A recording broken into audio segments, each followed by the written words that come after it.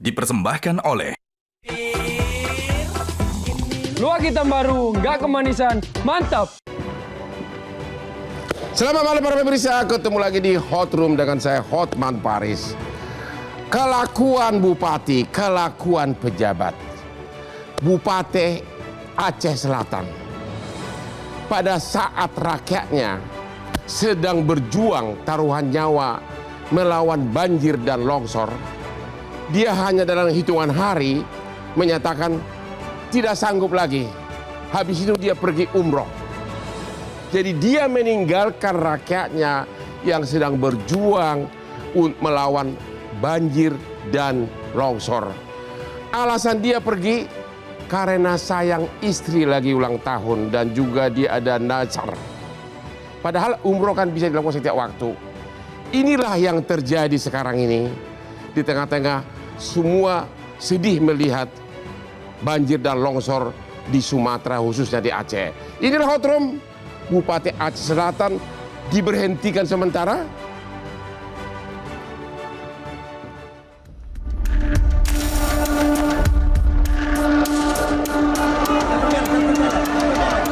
Bencana banjir kembali melanda Aceh Selatan. Ribuan warga terisolasi. Puluhan rumah hanyut dan akses jalan terputus. Di tengah situasi darurat, publik dikejutkan dengan kabar bahwa Bupati Aceh Selatan justru sedang berada di luar negeri. Ketiadaan kepala daerah saat bencana menimbulkan pertanyaan serius. Di mana kepemimpinan saat rakyat membutuhkan? Kritik pun bermunculan. Warga menilai seorang bupati memiliki kewajiban hadir memimpin penanganan bencana, bukan meninggalkan daerah. Di media sosial, desakan agar pemerintah pusat turun tangan juga menguat. Proses pencopotan tidak serta-merta. Pemerintah pusat harus melakukan evaluasi kinerja, meminta klarifikasi, hingga akhirnya menyampaikan rekomendasi kepada Presiden. Jika terbukti lalai, sanksi bisa diberikan, mulai dari teguran keras hingga pemberhentian. Di tengah bencana, masyarakat menunggu kepastian. Bukan hanya soal bantuan, tetapi juga soal akuntabilitas pemimpin. Karena pemimpin yang abai hanya memperpanjang luka di daerah rawan bencana, seperti Aceh Selatan.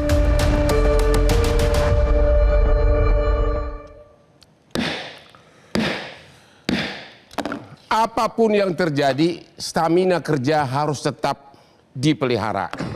Stamina kerja secara gerak cepat ada dua cara. Minum multivitamin yang banyak, tapi akibatnya bisa terhadap ginjal. Salah satu cara Hotman menangani perkara begitu banyak, tapi masih bisa live sampai jam 10 di Metro TV. Bahkan malam ini saya lanjut berdansa. Minum kopi luwak hitam premium 5 kali sehari tanpa gula. Dan ingat saya semua nomor perkara. Walaupun umur secara KTP sudah parah. Pemirsa, kalau kamu jangan sampai lupa anak istrimu saat kau sudah berumur, sering-seringlah minum kopi luwak hitam premium. Istri jangan sampai dilupakan, pacar boleh dilupakan. Halo Bapak Pemprov, Bapak MTA, jubir dari pemerintah Pemprov Aceh. Halo Pak, melalui Zoom. Selamat malam Pak MTA. Halo Bang Hotman. Boleh nggak diceritakan singkat kronologis kejadian Pak Bupati Aceh Selatan pergi umroh saat rakyatnya lagi berjuang melawan banjir, dan apakah SK pemberhentian sementara sudah diberikan, dan apakah DPRD akan rekomendasikan memecat selamanya? Apa prosedur selanjutnya? Silakan. Ya, terima kasih Bang Hotman. Pertama-tama saya ucapkan terima kasih secara khusus kepada Bang Hotman dan seluruh kru. Kemudian yang saya hormati Bang Ahmad Doli, Bang Margarito Kamis, kemudian Bang Ahmad Nur Hidayat dan Bu Leli Aryani. Nah, dapat kami sampaikan bahwa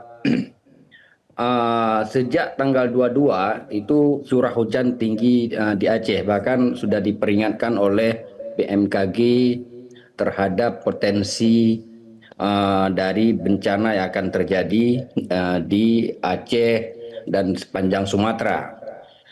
Nah, kemudian pada tanggal kronologisnya adalah pada tanggal 24 November Bupati Mirwan tetapkan status tanggap darurat penanganan banjir di Aceh Selatan, dan banjir itu sudah terdampak di 18 kabupaten kota di Aceh. Jadi dari 23 kabupaten kota di Aceh, terdampak yang paling parah itu yang terdampak sekitar 18 kabupaten kota, dan Aceh Selatan salah satu kabupaten yang parah. Maka ditetapkanlah tanggal 24 oleh Bupati. Nah, kemudian pada tanggal 24 bersamaan dengan penetapan tanggap darurat itu, Bupati Aceh Selatan mengajukan surat permohonan kepada gubernur untuk perjalanan luar negeri dengan alasan penting. Itu pada hari yang sama, Bang.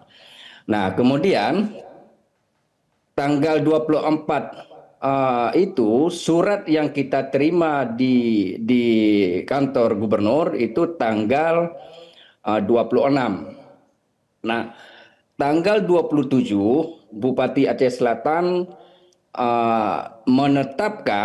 menyatakan ketidaksanggupan dalam melakukan penanggulangan bencana tanggap darurat di Aceh Selatan. Artinya dia sudah menyatakan tidak sanggup melakukan penanganan bencana. Nah, artinya bisa kita katakan bahwa dengan beliau menyatakan tidak sanggup, berarti parah kondisi yang dialami oleh Aceh Selatan, dan beberapa kabupaten kota juga sudah menyatakan tidak sanggup. Tanggal 27 gubernur mengumumkan bencana darurat di kabupaten kota itu beberapa sudah tidak sanggup, maka gubernur menjadi dasar menetapkan tanggap darurat menjadi tanggap darurat Provinsi Aceh. Dan mulai berlaku tanggap darurat untuk Provinsi Aceh itu tanggal 28 November. Nah, pada hari yang sama setelah dipelajari, dan surat yang kita terima 26 itu kan berproses, Bang. Berproses. Kemudian berkesimpulan waktu disampaikan kepada gubernur, maka gubernur menyatakan tidak bisa diproses atau ditolak keinginan dari Bupati Aceh Selatan tersebut untuk melakukan perjalanan luar negeri. Bahkan Bupati Aceh Tenggara sendiri, dia juga ada pengajuan ke luar negeri, itu nggak jadi, dia batalkan sendiri, nggak jadi, nggak diajukan, nggak ada keinginan dia begitu terjadi bencana. Nah, kemudian setelah kita sampaikan surat resmi penolakan nggak bisa, dan Bang, surat rekomendasi gubernur untuk menolak atau menerima itu menjadi dasar bagi bupati untuk mengajukan izin Mendagri. Karena sifat dari gubernur itu bukan memberi izin, tetapi itu rekomendasi. Karena bencana, gubernur tidak menerima pengajuan dia. Nah, kemudian tanpa tak ada rekomendasi gubernur, persetujuan gubernur, juga dipastikan tidak ada izin dari Mendagri, tanggal 2 Bupati Aceh Selatan melakukan perjalanan umrah ke Arab Saudi. Nah, artinya dipastikan bahwa beliau tidak mendapatkan izin baik dari gubernur apalagi dari Mendagri. Nah, kita mengetahui itu dari beberapa berita informasi yang beredar di medsos. Kemudian pihak Kemendagri meminta kita juga, gubernur sendiri setelah mendengar itu memerintahkan kami untuk menelusuri kebenaran informasi itu, dan kemudian kami telusuri Sekda kita telepon nggak diangkat HP-nya, kemudian asisten 1 juga nggak diangkat HP-nya, dan kemudian ada informasi pernyataan Sekda menyatakan bahwa benar Bupati melakukan perjalanan umrah dengan alasan bahwa banjir itu sudah cenderung bisa dikendali. Nah, oleh dasar itu kemudian pihak Mendagri sendiri menelpon Bupati yang sedang di Arab Saudi dan diperintahkan oleh oleh Mendagri untuk segera pulang. Nah, pihak Itjen Kemendagri juga berkomunikasi dengan kami, terutama dengan asisten 1 dan Pak Sekda, kemudian dengan pihak Inspektorat Aceh, untuk dijadwalkan pemeriksaan terhadap para pihak, terutama kepada Bupati, kemudian kepada Sekda dan pejabat-pejabat terkait, yang kemudian ini akan ditindaklanjuti dengan pemeriksaan oleh pihak Itjen. Nah, kemudian pihak pemerintah Aceh mempersiapkan itu semua. Kemudian Bupati menyampaikan kepada Mendagri besok dia akan pulang. Kemudian dia pulang melalui kalau nggak salah Malaysia. Kemudian besoknya dia ke Banda Aceh dan dijadwalkan pada Senin diperiksa secara kontinu, termasuk para pihak dari Sekda Kabupaten Aceh Selatan, diperiksa di Inspektorat Aceh oleh Itjen, kemudian diputuskan dari itu dilaporkan kepada Mendagri, dan Mendagri pada tanggal 9 kemarin itu langsung memutuskan untuk memberhentikan beliau selama 3 bulan. Nah, kemudian kami mendapatkan informasi resmi itu dari Mendagri, dan kemudian telah kami umumkan bahwa Bupati diberhentikan dan mengangkat Wakil Bupati Baitul Muqaddis untuk menjadi pelaksana tugas. Dan informasi yang kami dapatkan, dia akan menjalankan pembinaan di Kemendagri. Demikian, jadi Bang. sementara sanksi terakhir masih sebatas pemberhentian sementara 3 bulan ya? Ya, benar, Bang. Oke, kita istirahat dulu, kita akan ketemu lagi di Hot Room yang berikut ini.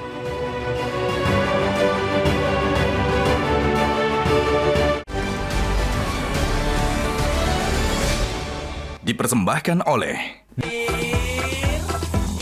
Luwak hitam baru, nggak kemanisan, mantap. Dipersembahkan oleh Luwak hitam baru, nggak kemanisan, mantap. Ketemu lagi di Hot Room. Saat rakyat Aceh Selatan berjuang taruhan nyawa melawan banjir dan longsor, Bupati Aceh Selatan pergi umroh ke luar negeri dengan alasan istri tersayang lagi ulang tahun. Wah ini. Gimana nih Pak Margarito? Bagaimana cara prosedur untuk memecat selamanya seorang bupati? Oke Bang, pertama begini loh, saya mau sampaikan belasungkawa saya kepada orang-orang yang terkena musibah ini dan mereka-mereka yang sekarang mengalami kesulitan luar biasa itu ya. Koi, kalau belasungkawa Pak, saya ada saran. Kirim beras. Saya udah kirim 5 ton ke Tapanuli Utara, 5 ton ke Tapanuli Tengah, dan saya akan kirim ke Aceh 10 sampai 20 ton. Kan kita nggak boleh bilang Bang. Hah? Nggak boleh ya bilang. jangan hanya belasungkawa doang. Jangan gitu. Bang, nggak boleh. Oke, beda silakan, Bang. Bang. Ya. Nah itu satu ya. Yang kedua begini. Kalau kita baca Undang-Undang nomor 23 tahun 2014, memang ini yang paling mungkin. Ya. Sanksi ya. Sanksi. Ya. Memang ini yang paling mungkin. Tapi saya tidak tahu ya, Bang Doli pada waktu itu sudah ikut bikin Undang-Undang nomor 23 nah, tapi yang saya mengerti begini, keadaan di Undang-Undang nomor 23 tahun 2014 itu sama sekali tidak menunjuk keadaan-keadaan tertentu. Ya. Ya, jadi terlihat betul asumsi mereka yang membuat undang-undang itu adalah meninggalkan tugas atau melalaikan kewajibannya atau meninggalkan tugas itu dengan bayangan keadaannya normal. Ya. Sekarang keadaannya kita tahu semua. Abang sudah tadi bicara begitu ya. Nah, karena itu menurut saya keadaan ini dapat dikualifikasi sebagai satu exception. Ya. Satu kekecualian gitu ya. Ya. Nah, karena dia merupakan kekecualian keadaan, maka dapat jadikan dasar untuk menaikkan sanksi. Dari misal. Yang berwenang siapa? Apa tuh? Yang berwenang memecat selamanya siapa? Yang berwenang memecat selamanya untuk bupati, Ya. itu ya, Mendagri. Sendiri tidak perlu DPRD. Oh enggak, itu kan kewenangan kita letakkan di mana itu. Prosedurnya kan lagi itu. Ya. Ada kan prosedurnya kan. Dalam kasus seperti ini, kalaulah misalnya, tapi saya tidak tahu Mendagrinya mau, bicaralah dengan DPRD di sana untuk periksa ini orang. Untuk mendapatkan mosi tidak percaya. Jangan hearing atau hearing atau investigasi itu angket gitu ya, kira-kira begitu. Lalu segera diproses berdasarkan keadaan itu tadi. Ya. Faktanya kan waktu peristiwa ini terjadi kan beliau ini ada di Aceh Selatan gitu. Ya. Sudah menyatakan keadaan darurat, bla bla bla bla, lalu pergi meninggalkan rakyatnya yang sedang terkepung, sedang bertaruh nyawa itu gitu kan. Ya. Nah, itu sesuatu yang menurut saya Menurut Bapak harus pantas dipecat. pantas, dan keadaan itu pantas diberhentikan tetap, bukan diberhentikan sementara. Ya. Nah, karena itu tadi saya bilang keadaan itu dapat jadikan pijakan secara hukum sebagai keadaan yang exception. Karena baik dalam hukum positif maupun dalam hukum Islam, kalau keadaan itu exception, keadaan kekecualian, katastrof, maka dapat digunakan sebagai dasar untuk digunakan sebagai dasar untuk membenarkan tindakan-tindakan yang by text tidak disediakan. Jadi kesimpulan Bapak pecat gitu. Pecat. Bapak DPR. Bagaimana? Apa pendapat Bapak sebagai wakil rakyat? Bapak bilang tanggal 27 November masih lihat gubernurnya di Jakarta, sedangkan 27 November ya.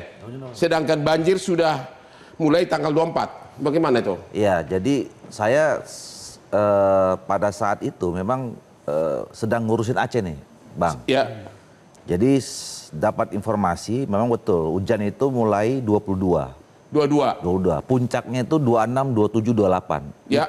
Dan waktu saya saat datang ke sana ke Banda Aceh tanggal 27 itu dari pagi sampai sore saya pulang itu hujan deras. Ya. Dan saya satu pesawat nih sama Aceh Selatan ini. Satu pesawat sama Satu siapa? pesawat sama Bupati Aceh Selatan dari Jakarta ke Banda Aceh. Ngapain dia ke Jakarta? Saya nggak tahu. Rakyatnya lagi menangis. Nah, saya nggak tahu. Tadi kan informasi dari Pak Juru Bicara tanggal 24 dia sudah menetapkan status darurat. Tapi dia ke Jakarta. Nah, saya nggak tahu apakah ada urusannya dia ke Jakarta berkaitan dengan itu atau tidak. Saya tidak tahu. Jangan-jangan dia berdansa. Ya. Nah, sudah 29.30 saya balik lagi ke Jakarta, ke Banda Aceh. Ya. Waktu itu ngurus partai. Tapi akhirnya kita konversi menjadi konsolidasi untuk bantu bencana. Ya. Dan memang waktu itu kita sudah Bapak partai mana? Partai Golkar. Oh, Partai Golkar. Kuning kan. Pantas kuning, sorry. Terus? Jadi memang waktu itu sudah kita pastikan Aceh Selatan itu termasuk daerah yang sangat berat. Ya, Aceh Selatan sangat Aceh berat. Selatan. Ya. Termasuk Aceh Tengah, Biren, karena kita dapat informasi yang 18 tadi itu. Nah, jadi menurut saya apa yang dilakukannya itu memang tidak pantas, tidak etis. Apa hanya tidak pantas, tidak etis atau sudah kelewatan? No excuse menurut saya, apapun alasannya ya.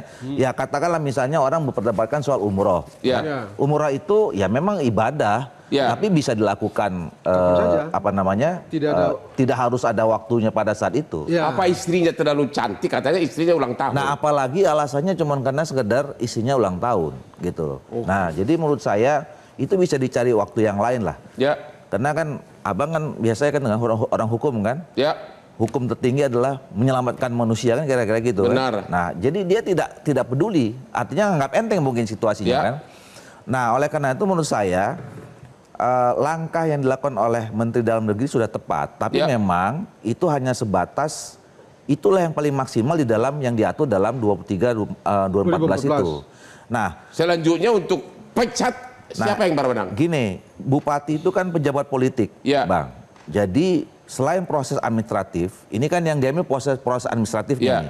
Ya memang untuk membuat sampai misalnya katakanlah dimakzulkan, itu harus mulai proses politik.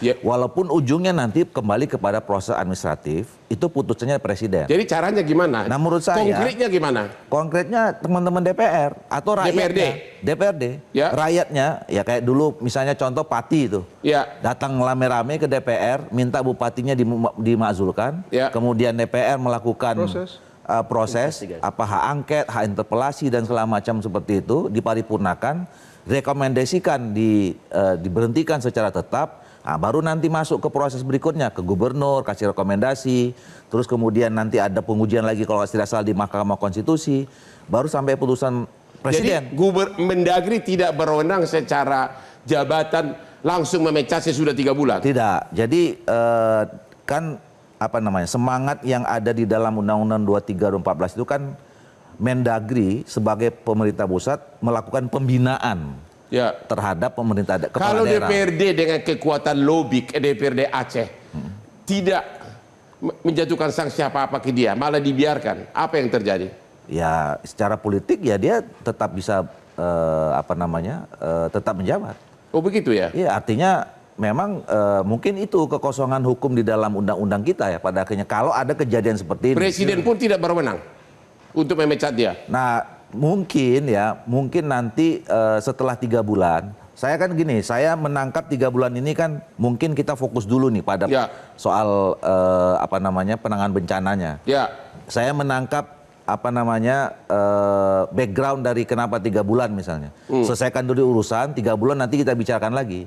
Ya bisa jadi aja sebetulnya kalau misalnya Mendagri nanti menindaklanjuti misalnya ada informasi baru tentang alasan-alasan yang memang tidak pantas itu tadi itu, Ya. diproses lagi secara administratif. Nah kalau misalnya nanti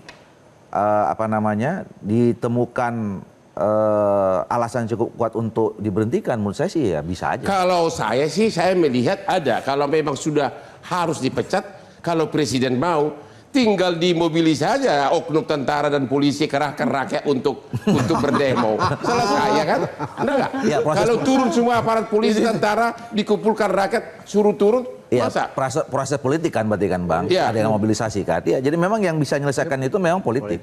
Politik. Ya. Jadi kalau Pak Prabowo mau, memang ada caranya begitu ya? Ada caranya. Kerahkan aja semua Polres, semua Kapolda, semua tentara, ya. Iya. Kerahkan seluruh rakyat demo, selesai. Ngapain kita berpatokan kepada undang-undang? Iya. Kalau memang Tapi kan- suasana sudah begitu, ya kan? Tapi kan bisa juga sekarang ini misalnya kalau teman-teman di DPRD sana itu mau, mereka ambil prakarsa saja. Kalau tidak mau, Nah kalau tidak mau, saya kira kan di Indonesia ini kan lobby. Kita istirahat dulu setelah yang berikut ini.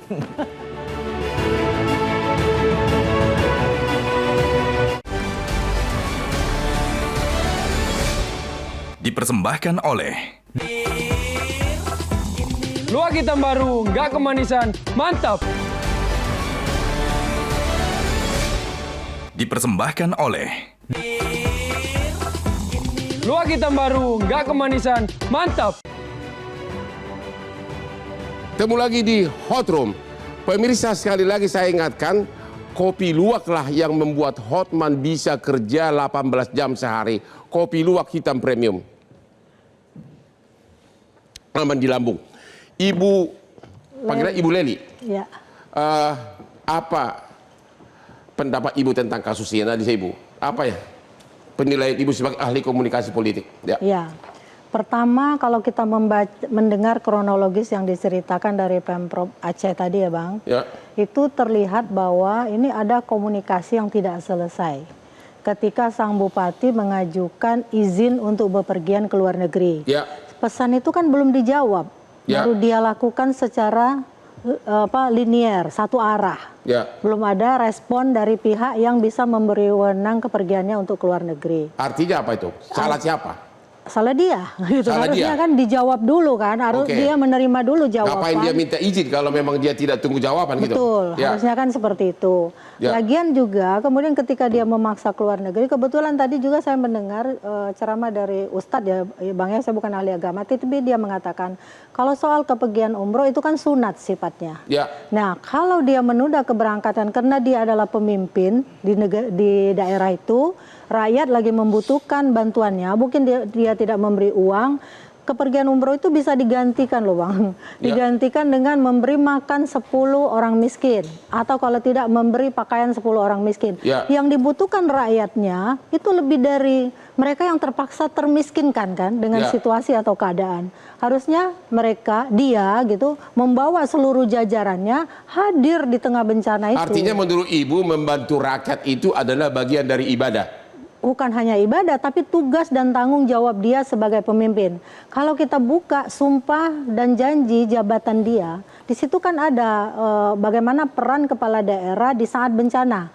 Dia melakukan koordinasi dan sebagainya. Nah, secara etika komunikasi politik dia sudah melanggar sumpahnya itu, Bang. Sudah juga melanggar tugas dan tanggung jawabnya untuk hadir di tengah-tengah bencana. Melanggar sumpah, itu dan benar. Janjinya, Ya. secara etika komunikasi. Secara agama melanggar. Kalau agama saya bukan ahli agama, tapi di dalam agama pasti pemimpin itu kan harus ada di tengah-tengah rakyatnya kan. Tapi saya bukan ahli agama, saya tidak berwenang untuk membahas itu. Jadi menurut dari Ibu itu adalah perbuatan kesalahan besar atau apa? Menurut saya besar, meskipun ya tadi berdasarkan Undang-Undang 23 tahun 2014 itu adalah langkah yang memang tepat untuk diambil saat ini.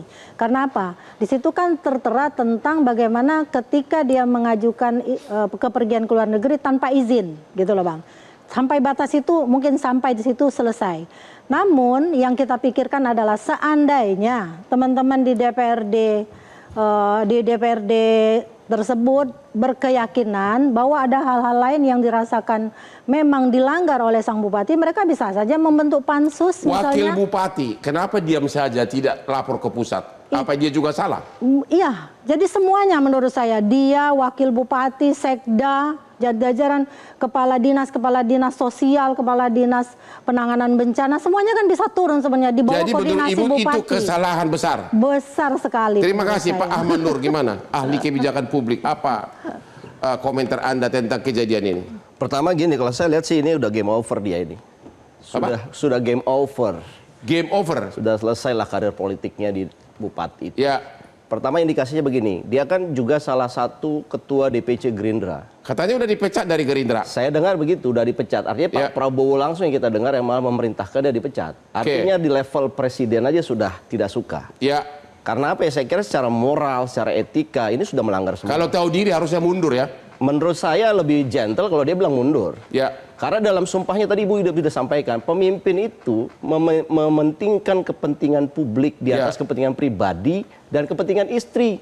Istri tidak boleh lebih tinggi dibandingkan. Ini analogi saya. Maksud saya lebih penting adalah kepentingan publik, kepentingan bangsa dan negara. Apa Anda melihat istrinya sangat cantik? Ya saya nggak bicara itu, tapi konteks dia katakan karena dia harus menemani istri, apalagi sudah tanda kutip nazar dia bilang kan, ya saya kira dia harusnya punya sense of belonging kepada people ya, kepada rakyat yang dia pimpinnya.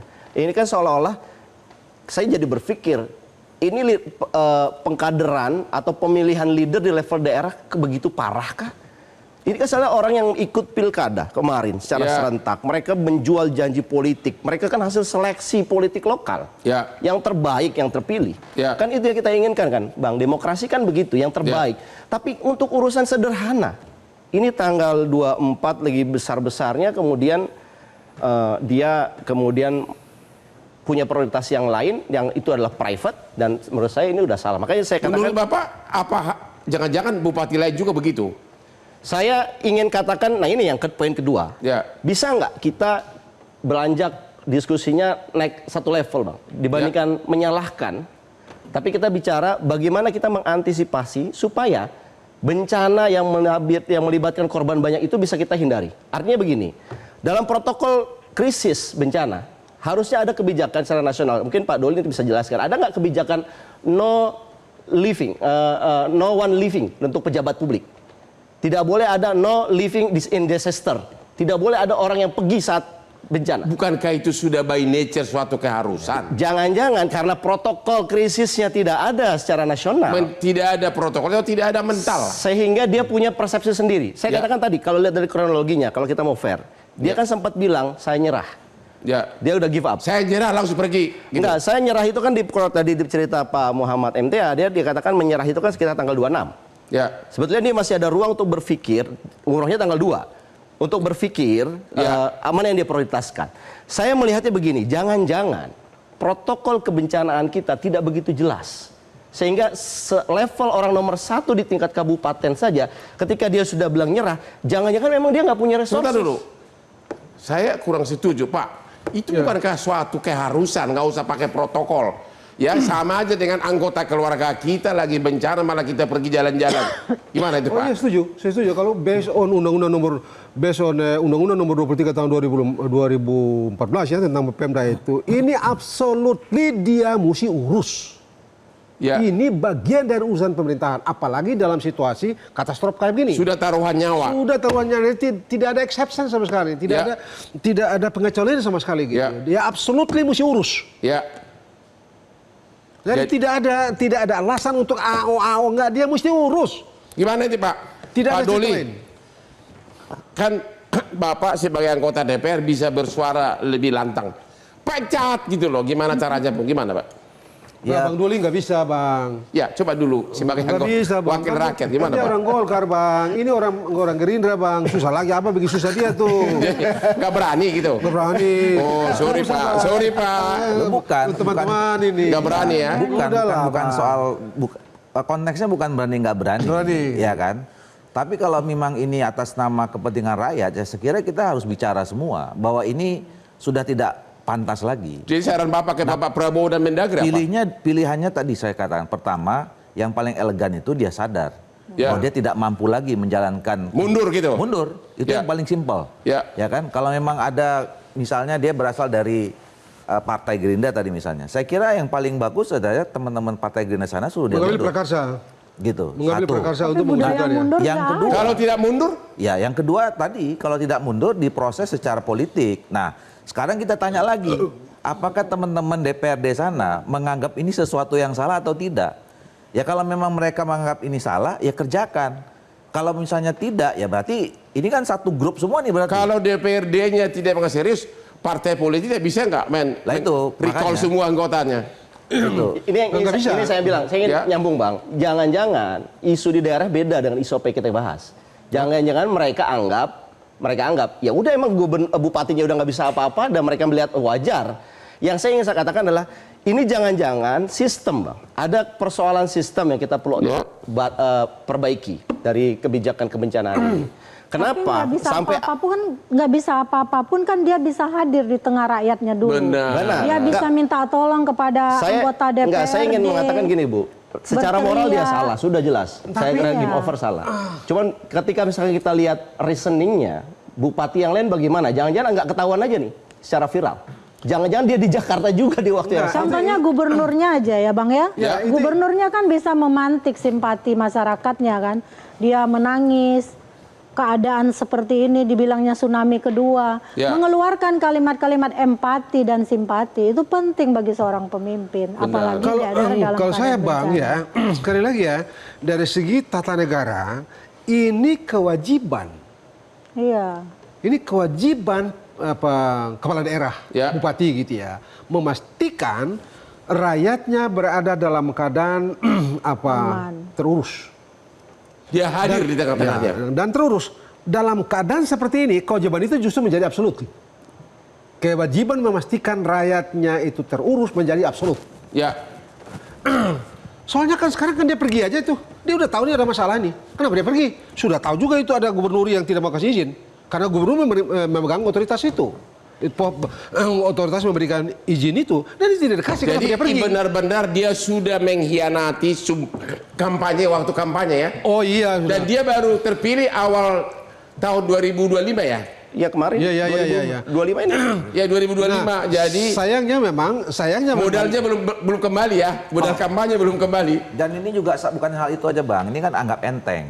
Ya, nggak enteng. Dia Ya. tahu Ya. bahwa kalaupun dalam keadaan normal, nggak bencana, itu harus ada izin. Ya. Nah, ini nggak dapat izin, dia pergi juga. Nah, Itu jadi kesalahannya itu udah berkali-kali. Berkali-kali itu tadi saya bilang keadaan ini satu keadaan yang exception, keadaan kekecualian di dalam sistem kita. Kalau keadaan kekecualian itu Kalau saya jadi Mendagri, diskors 3 bulan untuk pergi, diskors 3 bulan lagi nanti karena tidak menunggu izin. Ketemu lagi di Hot Room sesudah yang berikut ini.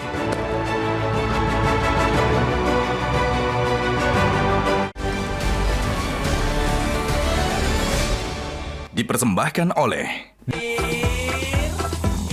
Luak hitam baru, nggak kemanisan, mantap. Dipersembahkan oleh Luak hitam baru, nggak kemanisan, mantap. Ketemu lagi di Hot Room. Halo Pak MTA Jubir Pemprov Aceh. Apakah Bapak melihat, Ya, Pak. ini waktu kita sangat singkat ya, apakah Bapak melihat bahwa rakyat Aceh Selatan bakal turun ke jalan meminta Bupati ini agar mundur? Atau Pemprov akan juga berusaha mendorong masyarakat agar dia mundur atau dipecat? Tolong singkat jawabannya, Pak. Yang pertama kan pemerintah Aceh bersama pemerintah kabupaten kota memang fokusnya sedang penanganan bencana. Ya. Yang kedua, begitu viral kasus bupati melakukan umrah, itu hampir terjadi insiden masyarakat Aceh Selatan berbondong-bondong ingin melakukan demonstrasi ke kantor bupati dan DPRD dan ada potensi anarkis. Nah, oleh sebab itu kemudian kita yang kemudian menterinya direndam ke air di mana itu? Oh ini Nepal. Di Nepal. Jadi ada rencana untuk turun ke jalan nggak, Pak? Ini kalau menunggu peraturan terlalu lama, Pak. Enggak, itu kan kewenangan begitu masyarakat mengetahui bupati melakukan umrah kan mereka marah. Tetapi karena kita sedang penanganan bencana, kita lakukan koordinasi, kita redam masyarakat di sana, kita berikan saran agar jangan anarkis. Maka alhamdulillah kan sambutan Mendagri sendiri juga cepat terhadap persoalan itu. Nah, potensi-potensi masyarakat melakukan pemakzulan itu kuat terjadi sampai saat ini di Aceh Selatan. Terima kasih, Pak. Hanya itu. Itu aja, Pak. Ya, itu aja, Pak. Itu aja yang kita harapkan. Mudah-mudahan Pemprov juga kita pun setuju pejabat mental seperti itu dimakzulkan. Dalam kesempatan ini, Pak, tolong dibantu. Saya mau kirim beras ke Aceh Selatan dan ke Tamiang. Tadi saya sudah bicara tadi dengan Bupati Tamiang, tapi saya tidak ada kontak dengan Bupati Aceh Selatan. Ya, honor saya dari Metro TV akan saya sumbangkan selama beberapa bulan. Terima kasih, Pak. Waktu kita sangat singkat. Bapak setuju nggak bahwa itu orang harus dipecat? Singkat. Kalau saya udah katakan setuju dan ini udah game over karena kalau prosedur tidak ada, undang-undang tidak memungkinkan, caranya gimana? ya alasan moral ya harusnya kita desak dia turun. Ya, mundur. kalau tidak mau. Ya kalau dia nggak mau, saya kira kan ini kan ada mekanisme politik. Kalau tidak ada undang-undang tidak memungkinkan, gimana caranya? Ya saya kira kalau secara hukum tidak ada jalan ya, selain memang harus ada intervensi dari Pak Presiden. Intervensi kirim ke sana angkatan. Ya Pak Presiden bisa melakukan banyak hal yang sesuai dengan konstitusi. Atau tahu diri. Oke, Pak Margarito, gimana menurut Anda? ya Harus mundur? itu pilihan terbaik. Terbaik, oke? Itu pilihan terbaik. Kalau Bagaimana Bapak kalau tidak? Bupati Aceh Selatan ini, you dengar ini ya. Saya rasa Pak Coba Mualim langsung ngomong deh, Bupati Aceh Selatan. Pak MT Ali bilang sama Pak Mualim gitu ya untuk pengaruhi atau menggoda beliau ini supaya beliau mundur. Itu pilihan paling simpel hari-hari ini daripada membiarkan. Toh dalam kenyataannya masyarakat di Aceh di daerah ini juga sudah tidak senang kan, hanya karena mereka tidak bisa bereaksi lebih lanjut karena mereka Pemprovnya yang meredam begitu kan. Nah supaya tidak terjadi hal-hal yang lebih parah begitu maka menurut saya Pak Mualim bisa menghimbau kepada beliau ini untuk mundur dan kalau tidak Pak Mualim bisa memastikan pada teman-teman di DPR di sana untuk mengambil langkah memberhentikan. Berhentikan, Ibu Leli? Iya, kalau melihat dari apa yang dinyatakan oleh perwakilan dari Provinsi Aceh tadi kan sudah ada riak-riak, Bang. Artinya tadi kan kita bilang jika memungkinkan DPRD menganggap memang itu bisa dilanjutkan ke tahap yang lebih lanjut, misalnya kalau tidak membentuk pansus, maka itu harus dilakukan. Kalau tidak, kalau sudah ada riak, nggak boleh tidak. Jadi sekarang ada ketegasan dari DPRD-nya untuk melanjutkan. Kalau persoalan DPRD-nya itu. tidak melaksanakan itu, cara gimana dok? Karena pimpinan seperti ini masih pantas nggak? Ya, memang ada intervensi harus dari atas. Ya, Tapi gitu. rasa-rasanya masyarakat tentu akan bergerak terus, Bang. Tadi dibilang tiap hari ada pergerakan. Ya. Nah, kalau mau menunggu dia mundur agak susah barangkali. Tapi lebih baik dia mundur memang sebelum dimundurkan. Intinya Ya. gitu. Apa perlu teknis pemerintahan. istana beliau dipagari Seharusnya, gitu? apalagi dia kan adalah perlu diceruduk gitu dan sebagainya. Kita nggak tahu masyarakat Aceh yang marah bisa melakukan Masyarakat itu. Aceh kan pemberani. Dengar ini masyarakat Dan bisa Aceh. marah ya. gitu loh. Masih mau nggak gubernur seperti bupati bupati. seperti itu? Maaf, bukan gubernur. Pak, sekarang ke wakil rakyat kita. Gimana solusinya? Jalur politik, jalur hukum, jalur apa lagi Pak agar orang ini dipecat? Ya tadi kena dia jabatan politik harus secara politik. Jadi gini, pertama memang yang paling baik itu untuk menyelesaikan semua dia mundur, itu yang terbaik. Yang kedua adalah DPRD. Nah kalau tadi informasi dari jubir itu sekarang sudah ada pergerakan. Ya, sudah ada pergerakan masyarakat Aceh Selatan. Nah jangan ditahan. Jangan ditahan. Halo Pak Jubir dengar ini. Jangan di-engineer supaya dikanalisasi untuk selesaikan setengah kamar kah atau lobi-lobi. Ya. Nah, DPRD-nya pun, DPRD-nya juga harus tangkap itu aspirasi rakyat itu. Ya. Jangan tergoda dengan urusan-urusan diselesaikan. Ya. Karena ini ya apa namanya? DPRD belum ada tanggapan sama sekali. Ya makanya. Jadi saya kira, Belum dengar apapun. Iya, kita iya makanya kita harus kita minta DPRD-nya segera Ini merespon. Metro TV sampai nggak ke Aceh? Sampai dong. Ya kan, DPRD-nya harus segera merespon Di itu. Aceh dulu awalnya. Ya, jadi memang dibagi dua lah ya. Mungkin nanti perhatian kepada penyelesaian bencana juga nggak boleh kita tinggalkan ya. Tapi ini proses untuk menjadi pelajaran buat kita semua, buat pelajaran buat pemimpin-pemimpin kita. Ya. Jangan abai terhadap kebutuhan rakyat, gitu, kepentingan rakyat, keselamatan rakyat. Dan Kira-kira gini, gitu, Bang. saya menambahkan tidak hanya buat pemimpinnya, tetapi buat partai politik yang memilihnya. Karena ini kan regenerasi leadership. Kan udah dipecat ya? Harus lebih cermat. Jangan sampai kita seperti sekarang. Ternyata lebih mementingkan kepentingan keluarga dan anggotanya. Ini konyol lah ya, pemimpin kayak begini konyol gitu. Jujur Konyol. saja konyol ini. Ini konyol. Orang lagi susah, rakyat lagi susah, lagi mati. Dia rumahnya dihantam, digulung oleh banjir. Masa pergi tinggalkan mereka gitu ya? Ya. Kan kita ini tahu, minta maaf Bang ya. Kami ini tahun gitu ya. Sayyidina Umar bin Khattab itu gitu, tengah malam pikul beras kasih makan orang. Ya. Itu keadaan normal. Ya. Hanya karena ibu yang susah, anak yang susah, dia pikul beras, dia pikul gandum segala macam, bawa itu kasih makan orang. Bagaimana bisa dalam situasi kayak begini ada pemimpin pergi tinggalkan daerah? Dari mana saya tahu? Apa untuk menjustifikasi pembenaran itu? Emang DPR Jadi nggak ada- punya kewenangan untuk menekan? DPR mana, Bang? DPR pusat. Kan ini ada semua gini, DPR itu kan fungsinya pengawasan, budget sama Legislasi. undang-undang. Undang-undang kita sudah buat. Nah memang semua penyelesaian itu ya berdasarkan undang-undang. Ya. Nah kita cuma bisa apa namanya, ya bicara seperti ini. Kalau ada pemimpin di daerah yang seperti itu, ya yang tersedia dalam undang-undang seperti ini. Nah di luar itu, ya kita gunakan jalur politik yang juga itu diatur dalam undang-undang. Jadi adalah jalur politik. Mau tidak mau kita harus akhiri kita punya malam ini. Halo, pesan terakhir adalah halo DPRD Aceh Selatan. Kamu dibayar oleh rakyat, laksanakan tugasmu. Jangan biarkan ada mental pemimpin seperti bupati itu. Halo rakyat Aceh Selatan, bergeraklah kau agar mendapatkan pimpinan yang benar-benar bertanggung jawab dan sayang kepada rakyatnya. Inilah Hot Room. Jangan lupa menonton tiap hari Rabu jam 9 malam karena hanya di Hot Room lah hostnya paling ganteng seluruh TV. Ini Pak, sini Pak, sini. Sini Pak. Ini dia. Nah, kita mau pamer cincin. Memang host yang paling ganteng cuma abang doang, Bang. Ya.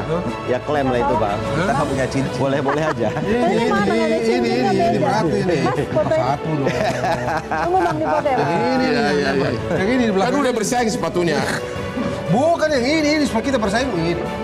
Bukan Apa ada cincin kecil tapi? Untung nggak Masa semua begini jari. juga, Kalau Bang? semua jari bisa susah salaman kita.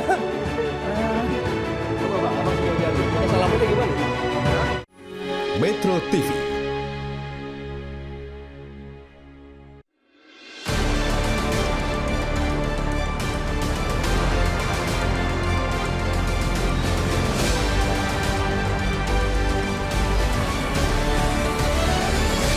Dipersembahkan oleh Luak hitam baru, nggak kemanisan, mantap.